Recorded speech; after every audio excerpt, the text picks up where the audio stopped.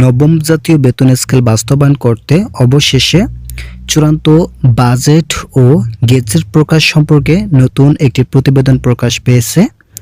এ বিষয়ে বিস্তারিত আলোচনা করার শুরুতে অবশ্যই চ্যানেলটি সাবস্ক্রাইব করে ভিডিওটি কন্টিনিউ করুন।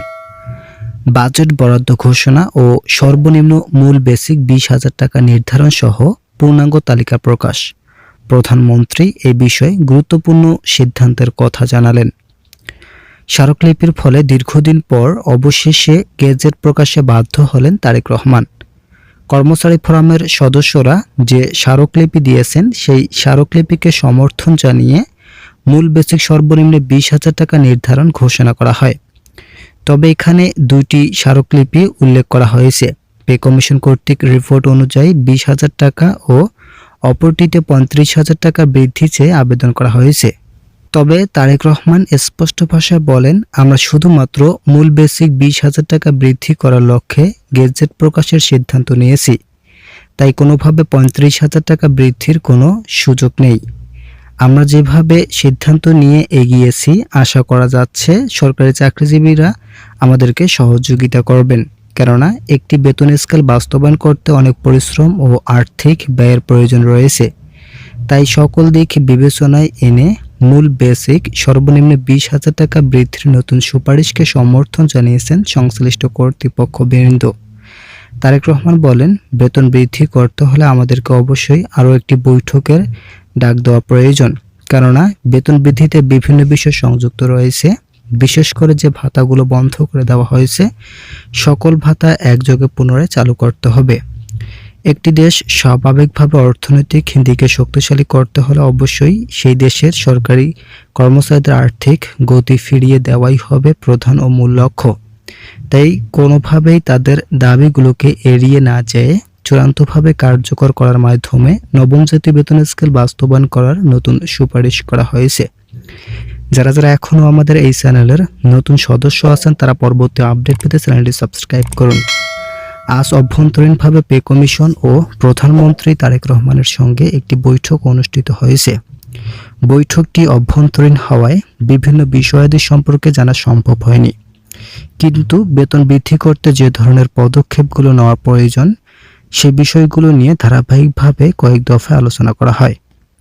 বিশেষ করে যারা তৃতীয় ও চতুর্থ গ্রেডের কর্মচারী আছেন, তাদের অর্থনৈতিক সমৃদ্ধি কীভাবে বৃদ্ধি করা হলে তারা অর্থনৈতিকভাবে শক্তিশালী হবে, সেই বিষয়গুলো নিয়েও চূড়ান্ত আলোচনা করা হয়।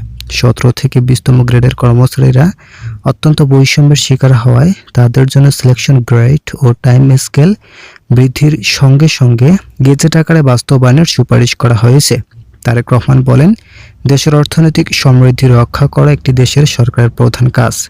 সেই কাজগুলোর মধ্যে সরকারি চাকরিজীবীদের ভাগ্য পরিবর্তন করার বিষয়গুলো স্পষ্টভাবে তুলে ধরা হয়, যেখানে 17 থেকে 20তম গ্রেডের ভাগ্য পরিবর্তনের বিষয়গুলো গুরুত্ব সহকারে দেখছেন তারেক রহমান ও পে কমিশন। পে কমিশনের চেয়ারম্যান জাকির আহমেদ খান বলেন, আমরা কোনোভাবেই সরকারি চাকরিজীবীদের অর্থনৈতিক অবস্থার অবনতি তৈরি করব না। আমরা যথাসাধ্য চেষ্টা করছি দ্রুত বেতন বৃদ্ধি করার মাধ্যমে সরকারি চাকরিজীবীদের দীর্ঘ 11 বছরের সকল সমস্যার সমাধান করা হবে, কেননা আমরা একটি পরিবারের 6 সদস্যের হিসাব সামনে রেখে বেতন ও ভাতা নির্ধারণ ঘোষণা করেছি। ভিডিওটির এই মুহূর্ত পর্যন্ত এসেও যারা এখনও চ্যানেলটি সাবস্ক্রাইব করেননি, তারা অবশ্যই সাবস্ক্রাইব করুন। অর্থমন্ত্রী আমির খুসরু বলেন, আমরা বাজেট বরাদ্দ ঘোষণা করেছি 40,000 কোটি টাকা। আপাতত দৃষ্টিতে 2026-27 অর্থ বছরে বাজেট সংশোধন হওয়ার আগ পর্যন্ত 40,000 কোটি টাকা দিয়ে মূল বেসিক 20,000 টাকা নির্ধারণ করা যুক্তিসম্মত সিদ্ধান্ত।